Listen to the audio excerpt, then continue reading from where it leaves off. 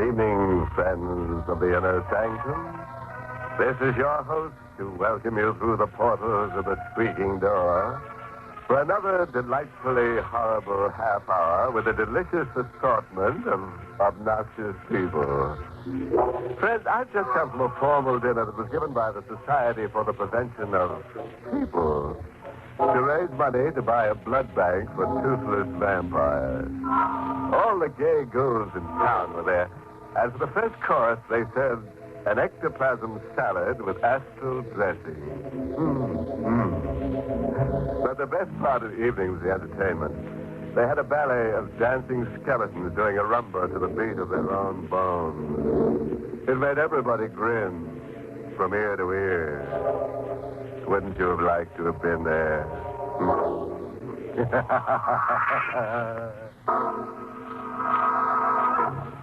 Tonight's Inner Sanctum mystery, The Magic Tile, was written by Milton Lewis and stars Mercedes McCambridge in the role of Catherine with Everett Sloane as Mark.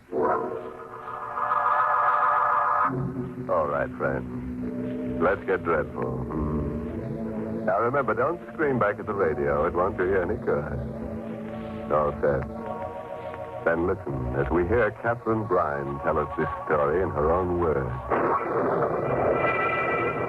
A flash of lightning, like a giant white electric light, lit up the sky that night as I went up the walk.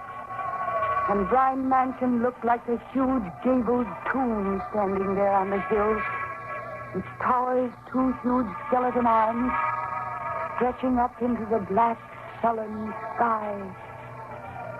For a moment I wanted to run as far and as fast as I could from this house where I was born. And I wish now that I had. But much as I hated it, I had come back. Not because I lived there, not because I wanted to be there, but because in this house I should find out if I was going to live or if I was going to die.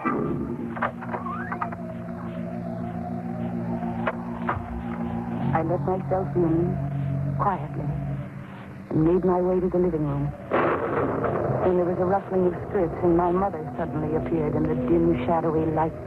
Cassie, dear. Hello, Mother. You're so late, I was becoming worried. Oh? Was my stepfather worried, too? Why, yes, dear. Mark is still up. Here, you've got to take your coat off. It's soaked through. No, don't you touch me. Cassie, darling. And don't start sniveling over me again, Mother. I can't stand it. I was just trying to help Yes, you. you're always trying to help me, aren't you? Why didn't you think of helping me before you married that man upstairs? No. You're such a pretty woman, Mother. You couldn't possibly be without a husband. What would people say? Catherine, please, you can't go on like this. No, I can't. I can't go on very much longer without destroying myself. You mustn't say such things. And why not? It would make you and Mark very happy if I should die, wouldn't it, Catherine? Nobody in this house wants me to go on living. Good evening, Catherine. Mark, I didn't know you were here. I'm aware of that. I heard you. Mark, she didn't mean it. She didn't mean a word of it. Oh, but I did. And now that you're both here, there's something that I've got to find out tonight. It's very important. What is it? 10 years ago, my father died. Catherine, we can't discuss that now. We've got to. I've got to know certain things. Why? Because if I don't, something dreadful might happen to me. Now, Catherine, you're exaggerating. Dr. Wells doesn't think so. I've been going to him for months now. And he knows that there's grave danger that I'll go completely out of my mind if I don't find out about this. My poor No, darling. don't pity me, Mother. Help me. Tell me how my father died. You know. You were there. Catherine. Don't try to put me off. You've lied to me about my father's death ever since I was a child. But, Catherine, there's nothing to tell. Your father was killed in an accident. He was a doctor. That'll be enough, Lola. But, Mark. We'll call Dr. Wells the first thing in the morning and discuss this matter with him. Why don't you let her tell me? What have you got to hide? We're not going to discuss this until I speak to Dr. Wells. Lola, I suggest you come upstairs as soon as possible. Good night, Catherine. Mother? He's gone. You were going to tell me. Where was this accident, Mother? How did it happen? Who was involved? Cassie, you're in no state to hear anything right now. Mark was right. we should speak to Dr. Wells about it first. Yes, speak to him. So that you can both make up an appropriate lie to tell me. Well, I don't want any lies. I want the truth about it, Mother. And I'm prepared to go to any length to get it. Look at this, Mother. No, Catherine. Look at it, I tell you. Look at it. What is it? A woman told this to me today. A strange little woman. It's a sort of tiny painted tile. It's not just an ordinary tile, Mother. Comes from the Orient, the woman said. And you see this odd design? Well, if you look at it long enough, a strange thing will happen. You'll find yourself able to talk to the dead, to see them wherever they are, and to touch them. Catherine. And I'm going to talk to my father. You can't be serious. If you won't tell me what I want to know, then the dead will. My mother left the room, and I sat down in front of the fireplace as I used to when I was a child. I looked at the tile, at the design, and parallel lines and dots seemed to dance before my eyes. I stared at it. It seemed to hold me, to control my gaze.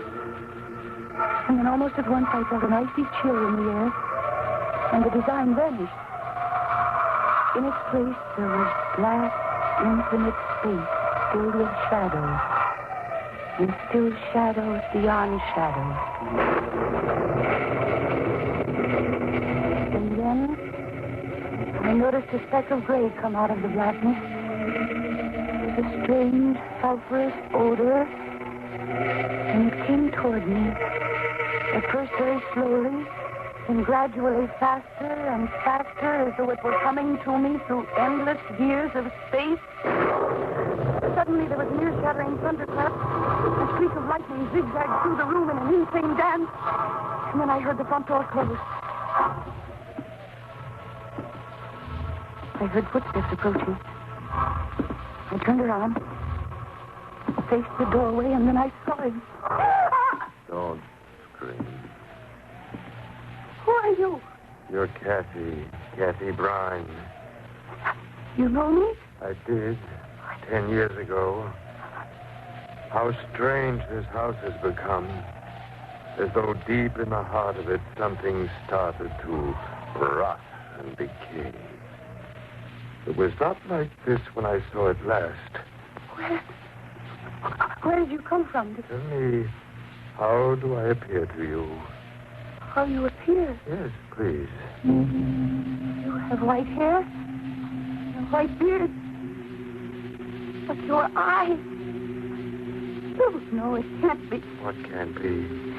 That my eyes are the eyes of a corpse?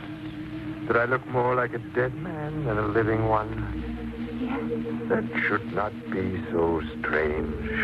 Oh. Who are you? Where did you come from? Where is your mother? Upstairs. In her room. And her husband? I heard she'd remarried. He's upstairs, too. Did you know my father? Dr. Brine? Very well indeed. How did he die? I want to know that. He was murdered? Murdered? Yes, murdered. How do you know? I saw it all. You saw it? I was punished for it.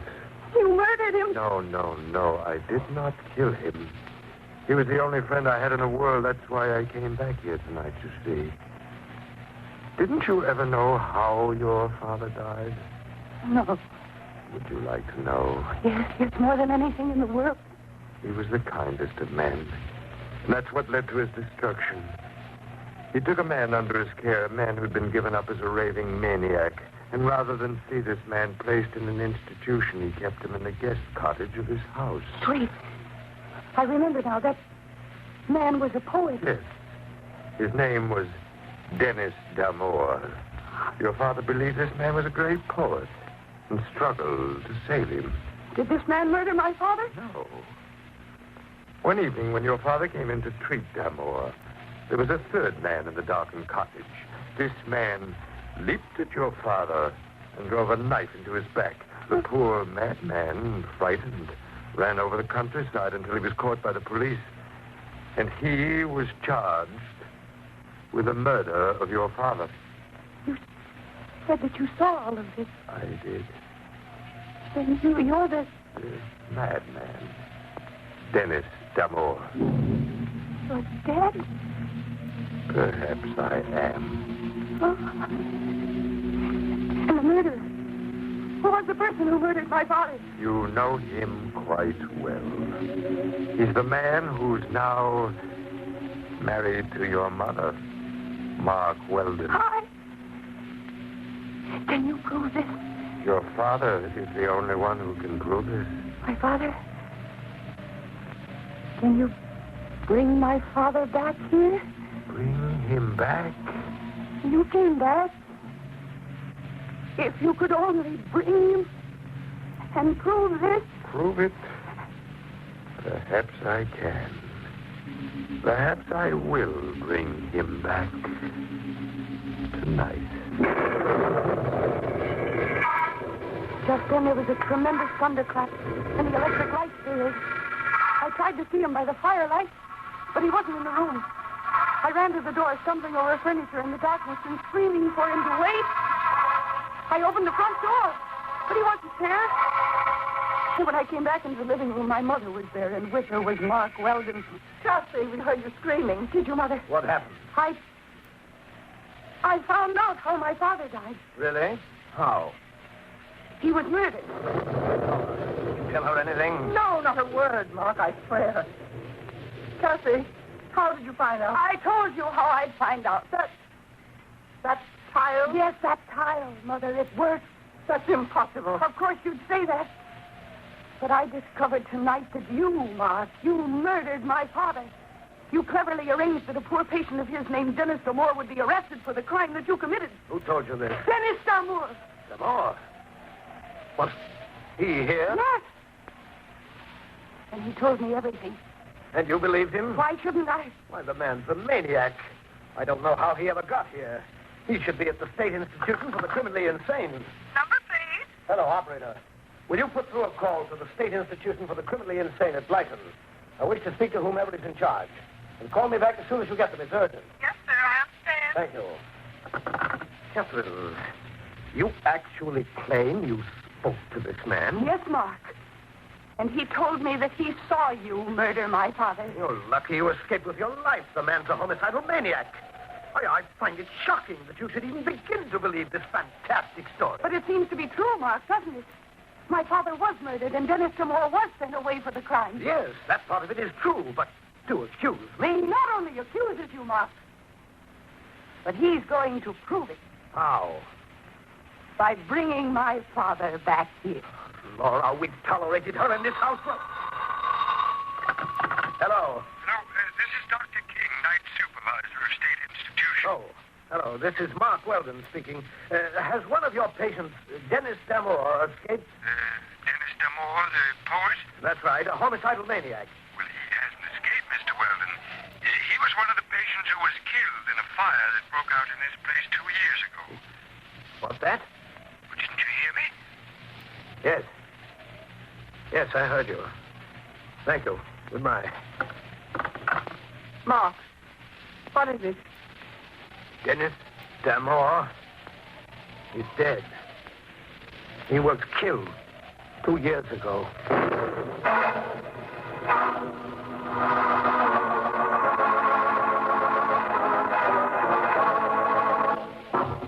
Well, friends, how'd you like to have a little Chinese tile that can produce dead men for you? Or don't you think that Dennis Damore is a ghost?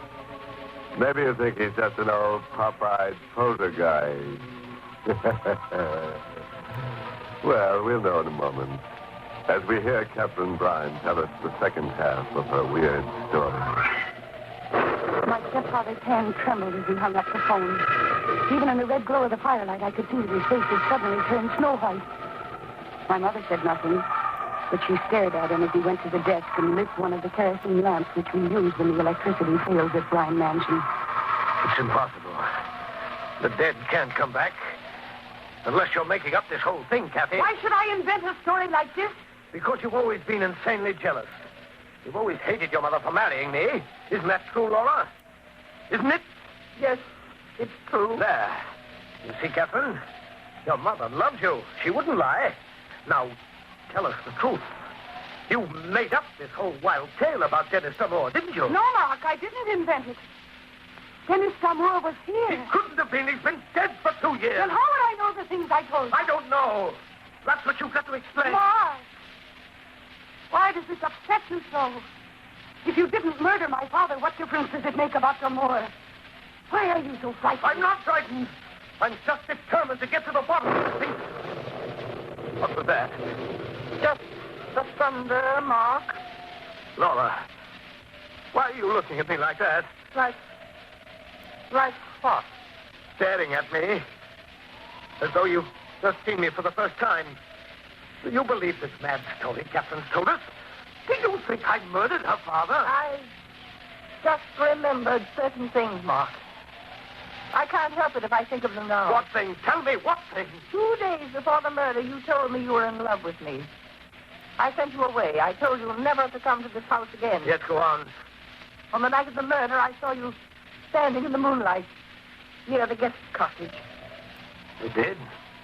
I thought I was mistaken, especially since you claimed you were at home that night. Mark, now don't be angry with me. I can't help thinking of these things now. It's only natural. Natural? Is it natural for a man's wife to accuse him of a crime like murder? And on the basis of what? The word of a psychopathic girl who should have been confined long ago.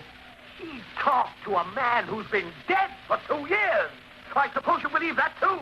And who is this man, even assuming that he is alive? A madman, a homicidal maniac who took your first husband's life when your husband tried to kill him. Well, I've had enough of this. Mark, what are you taking out of that drawer? Kathy, come here. Why? Mark, put that gun away. Shut up, Laura. Kathy, I won't hurt you unless you try something dangerous. I'm holding this gun because I believe your mother and I are no longer safe in the same room with you. Now, I want the truth. You were lying to us before, weren't you? No. Very well, then. Who is this man you saw? I'd like to see him, too. I don't know. Of course you don't, because he doesn't exist. He does. He appeared when I looked at the Chinese tile. The Chinese tile. Good, good. Look at your Chinese tile now. Make him appear. You're trying to make a fool of me, a liar. You do as I tell you. Look at that tile. Go on. All right. I will. Now, what do you see? Nothing. But the design. Yes, and that's all you're going to see. No. The design is fading. It's getting dark. Dark. Nothing but blackness.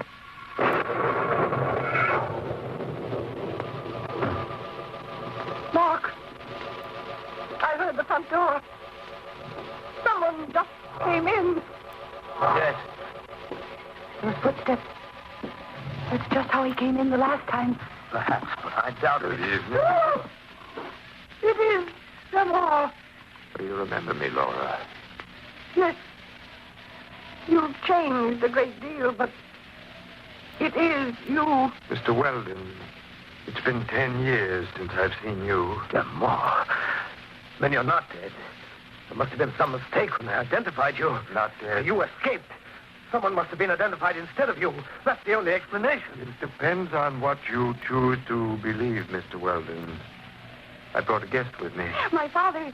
That's Brian. I'm sure you know these people quite well. Of course you do. What's he saying? He's talking to my father. That's right, Kathy. Unfortunately, you cannot see him. But he is here. Aren't you, Doctor? D'Amour, what are you up to? What do you think? If you come back here to make trouble... Trouble? No. I've come back because someone wanted to know the truth. And I brought the doctor back for the same reason. Doctor, Before these others, I want you to tell us who murdered you. Who murdered you? Look! You shot him! Yes. Why? Why? He's dangerous. A maniac. That's not the reason. It's because you murdered my father and you didn't want us to know. All right, Kathy. I did kill him. Mark! It doesn't make any difference now. This maniac has planted the suspicion in your minds. You would have found out sooner or later. Mark! Yes, I killed him. For you, Laura. I love you. That's over now. It's been over for a long time. I know what to do now, and it's going to be very simple, thanks to our friend lying there. What are you going to do? Don't you know, Laura? It's so simple. Your bodies must be found in such a condition that they will be certain Damore killed you. Then I'll tell them how I shot the homicidal maniac to protect myself. The same way he killed my father. Yes, Kathy. You won't die, Catherine. Damore? Did you think you could kill me, Weldon? Damore! Do you think those shots will stop me? No, don't you come near me. Stand back! Nothing will stop me, Weldon. The gun. It's empty. No, no. Back home. I saw the bullet strike Damore. They hit him, but they didn't stop him from lurching toward Mark and seizing him by the throat. As they fell to the floor, the kerosene lamp fell off the table. It might have been the wind, but I believe otherwise. I'm almost certain it was my father. And then in a moment, the drapes were on fire and the whole place was blazing. I screamed to my mother to leave, and she ran with me out of the blazing building, out into the storm that raged outside.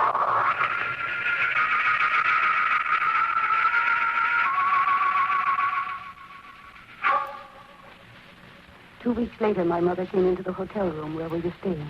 I've just come from the police, Kathy. Well, Mother? Only one body is positively identified. Whose? Mark. The other body? They haven't been able to find it amongst the rubble. I don't believe they ever will. But, Kathy, the police checked with the authorities at the state institution. It seems that some of the patients did escape at the time they had the fire there 2 years ago. It's possible that Damore was among them. It's possible, but I doubt it. You think Damore died 2 years ago? Yes, Mother. Don't you? A short time later, the police found something in the ruins of the building that had once been a human being. They assumed it was the remains of Dennis Damore. Identification was impossible. However, these remains freed us of all suspicion. And now we are living in the city, a long way from Bryan Mansion, where I know that the dead come back to settle their debt with the murderer.